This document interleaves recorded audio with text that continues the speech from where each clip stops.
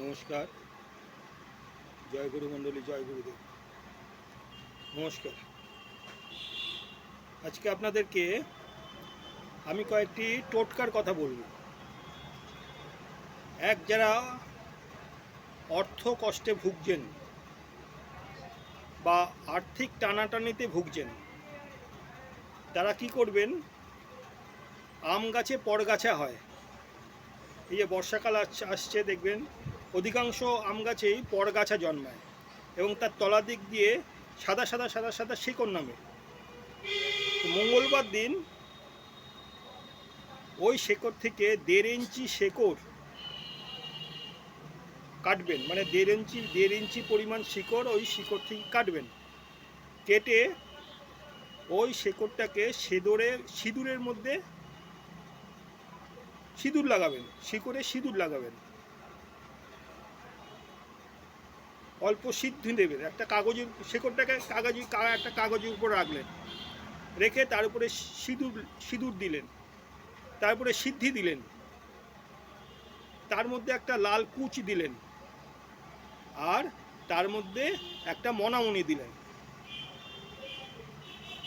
দিয়ে ওই কাগজটাকে ভালো করে মুড়িয়ে পেঁচিয়ে নিজের কাছে সবসময় রেখে দেবেন।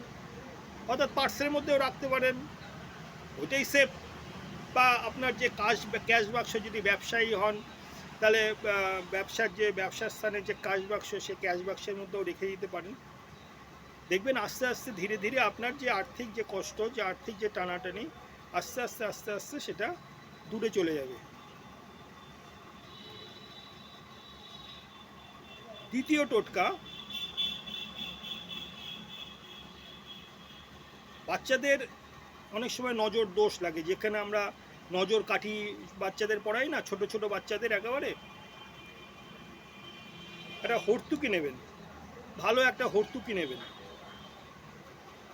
ফুটো ফাটা না, একটা সুন্দর দেখে হর্তুকি নেবেন। সেই হর্তুকিকে দুদিকে কাটবেন, কেটে লাল কাঠ দিয়ে সেটাকে পেঁচাবেন, পেঁচিয়ে গিট মেরে সেটাকে বাচ্চার কোমরে আটকে দেবেন, নজর দোষ চলে যাবে। ওই একই হর্তুকি, একই প্রসেসে যাদের খুব গ্যাস অম্বল হয়, তারা যদি গলায় ধারণ করেন তাহলে পরেও তারা উপকার পাবেন। এবার ওই হর্তুকি যাদের সবসময় অন্যদের সাথে ঝামেলা ঝঞ্ঝাট হয়, কথা নেই, বার্তা নেই, ঝামেলা লেগে গেল, ঝগড়া লেগে গেল, এরকম যারা আছেন, তারা যদি সেই হর্তুকি যদি ধারণ করেন, তারা সেই সমস্যা থেকে অনেকটাই উদ্ধার পাবেন। আজকে আপাতত এইটুকুই থাক।